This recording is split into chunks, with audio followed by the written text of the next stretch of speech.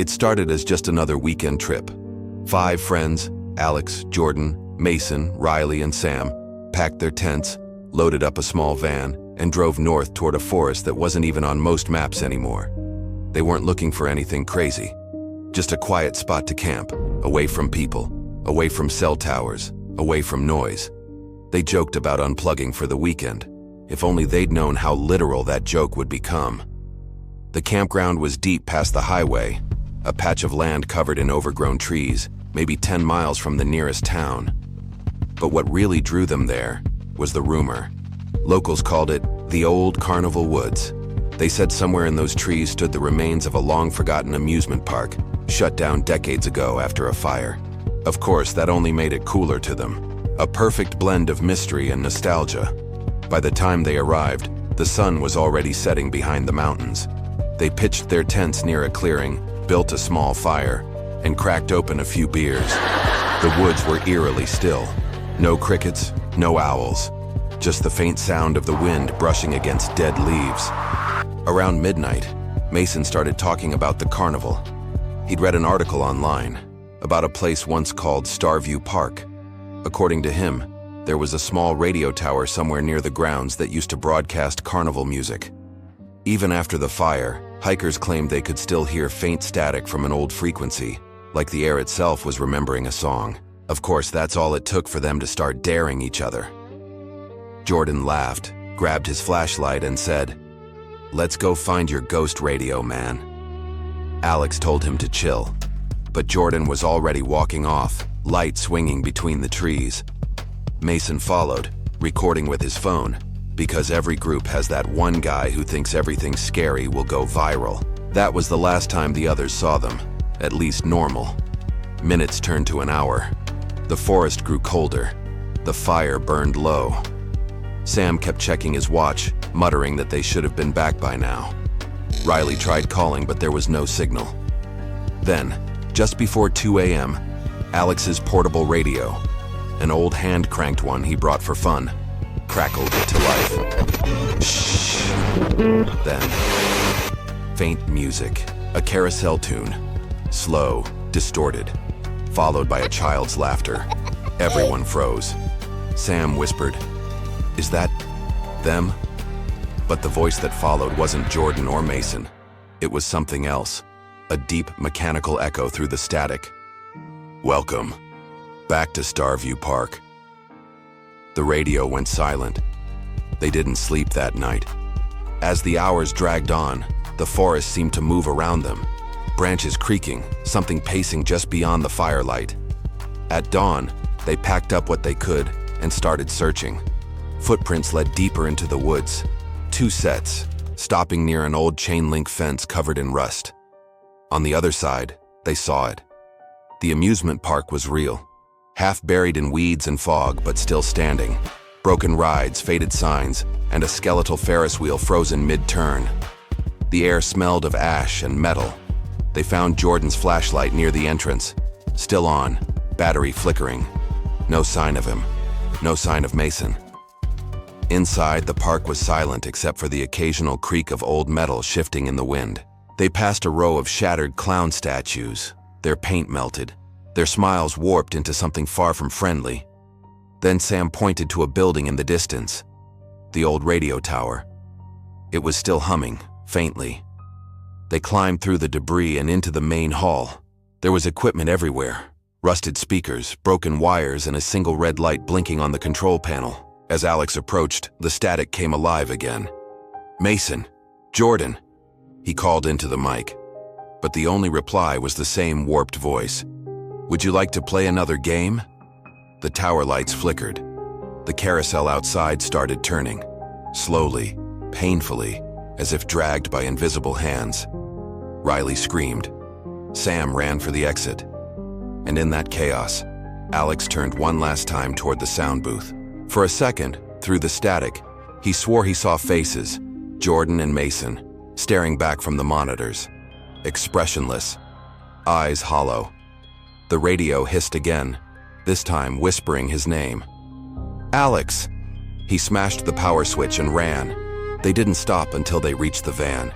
The woods felt wrong, every shadow stretching too far, every sound too close. When they finally made it to the road, the sun was rising, and the air was dead quiet.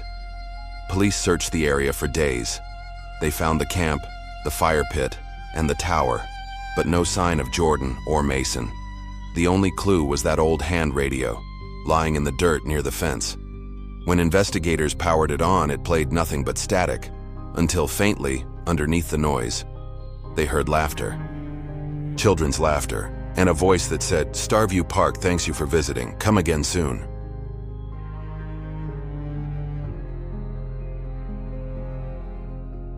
I was 28 the summer it happened, a freelance photographer driving down the Gulf Coast, chasing stories that barely paid enough for gas. After 12 hours on the road, I pulled off near a small Mexican town called San Lucero, the kind of place that didn't show up on tourist maps. The only hotel for miles was a cracked 2-story building called Hotel Miramar. Faded blue paint. Neon sign half dead. I just wanted a bed and a shower. The clerk barely looked up when I checked in. No smile, no ID request. Just handed me a key, real metal, not plastic, and said, "Second floor, room 2113. Don't go near the pool after dark." I thought he was joking. The room smelled of bleach and dust. Old fan ticking overhead, curtains drawn. Outside, the ocean roared like distant traffic. I showered, dumped my camera bag on the table, and collapsed on the bed. But around midnight, I heard something. A splash. At first I thought it was just the waves, but then came another, closer, heavier, like someone diving into a pool. Curious, I looked out the window. The pool below was glowing pale blue under a single light, and there was someone in it. A man, floating face down. I ran downstairs, but by the time I reached the pool, it was empty. No ripples, no one around. Just a wet trail leading toward the maintenance door. I tried the handle, locked. Something about that silence felt wrong, too heavy, like the air itself was listening. When I turned back toward the lobby, the clerk was standing there. No shoes, no sound of footsteps. "Sir," he said quietly, "it's late. Please go back to your room." I started to argue, but his eyes, blank, tired, almost scared, stopped me. So I went back upstairs. Sleep didn't come. Every hour there were sounds, doors opening, closing, something dragging across the floor above me. At 3 a.m. the phone rang once and cut off. I picked it up.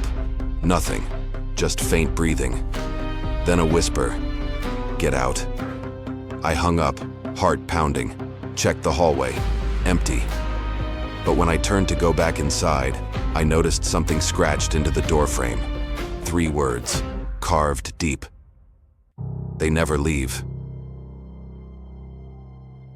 At sunrise, I packed to leave. When I went downstairs, the clerk was gone. Instead, a different man sat behind the desk. Suit, sunglasses, polite smile that didn't reach his eyes. "Leaving so soon?" he asked.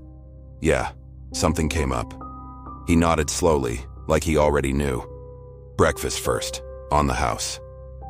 There was no one else in the dining room, just a single plate waiting on the counter, scrambled eggs, black coffee, and a folded note under the cup. It said, "The tunnels open at night." I left the food untouched and headed for the door, but it wouldn't budge, locked from the outside. That's when I heard the elevator ding. Out stepped 2 men in gray coveralls, carrying a tarp. Something heavy was inside it. They didn't speak as they dragged it toward the pool door.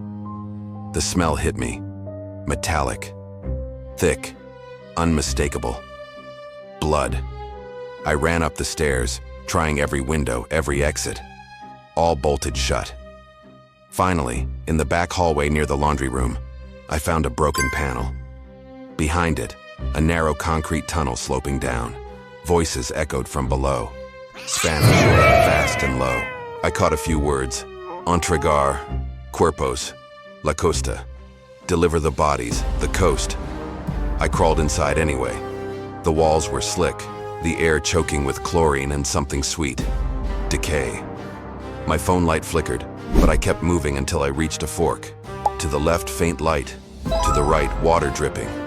I went left. The tunnel opened into a chamber, half storage, half horror show.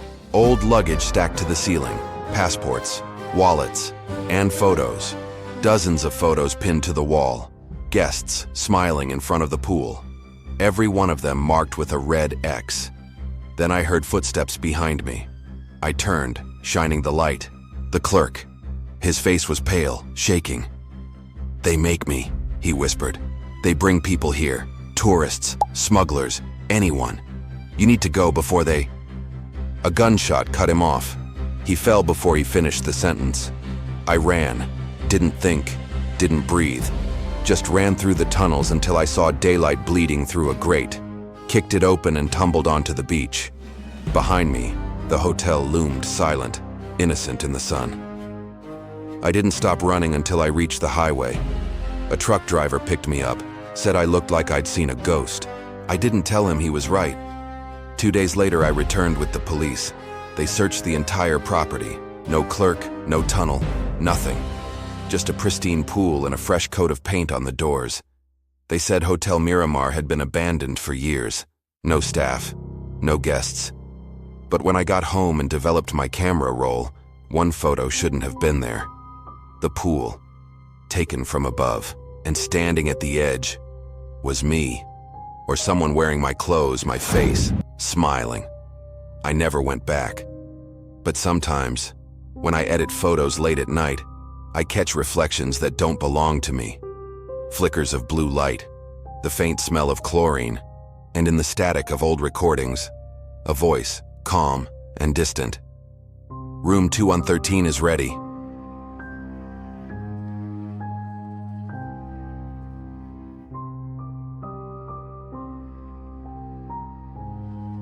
It started in a small town in Ohio, the kind of place where everyone knows each other, or at least thinks they do. I grew up there, Maple Creek, population 3,412, quiet, predictable. Nothing ever really happened, until the clown came. At first, nobody believed it. Just a few photos on Facebook. Blurry, grainy pictures of someone standing near the edge of the woods in a clown suit. Some people laughed. Others thought it was a prank for Halloween. But it wasn't Halloween. It was July. The first photo appeared on a community page. Clown spotted near the old water tower. Then another, 2 nights later. Seen walking by the elementary school. Each time a little closer to town. I didn't care much about it. I was 23, living alone in a small apartment above the hardware store. Life was simple.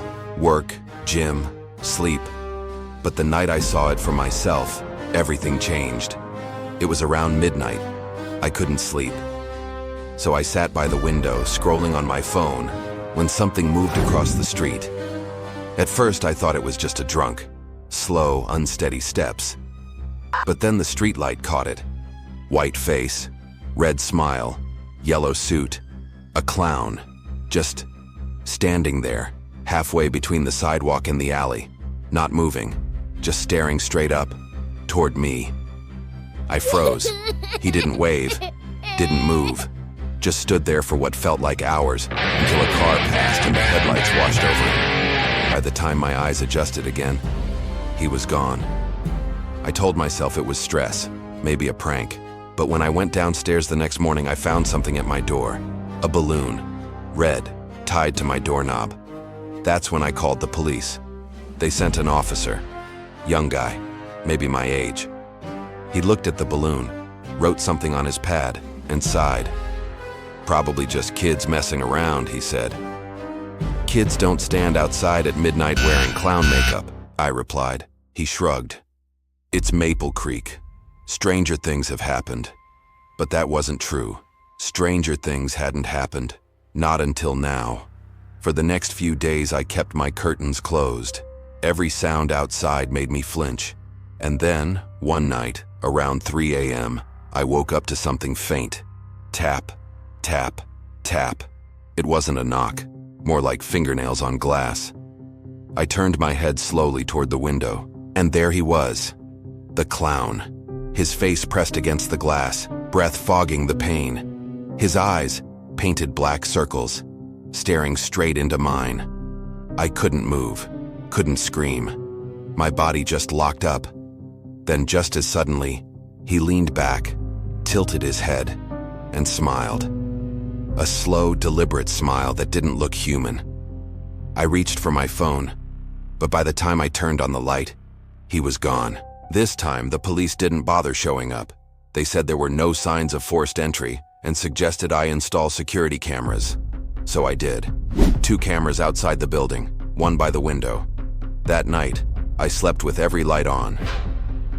At 2:47 a.m., the motion alert went off. I opened the feed on my phone. Blurry image, low light. But he was there again, standing in the middle of the street. Not moving, not facing the camera, just standing. I zoomed in, and that's when I saw it. He was holding something, a mask. My face, or at least a latex copy of it. The same eyes, the same beard, and on the bottom, painted across the mouth, that same red smile. I called the police again. They arrived 20 minutes later. By then, he was gone. But they found footprints in the alley. Long, deep, dragging patterns like someone had been pulling something heavy. The officer looked uneasy this time. "You should stay somewhere else for a while," he said. So I did. I packed a bag and went to my mom's house across town. She lived alone, and honestly, I didn't want to be alone either.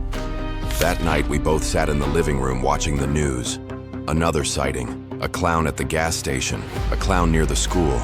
And then, the anchor's voice changed. They mentioned an address. Mine. The headline read, "Possible break-in at Maple Hardware Apartments. Police investigating." They showed footage from a bystander's phone. The front door smashed, and standing inside the hallway was the clown. He looked right into the camera and waved. I dropped my phone. My mom grabbed my arm. We didn't sleep that night. The next morning, I went back with the police.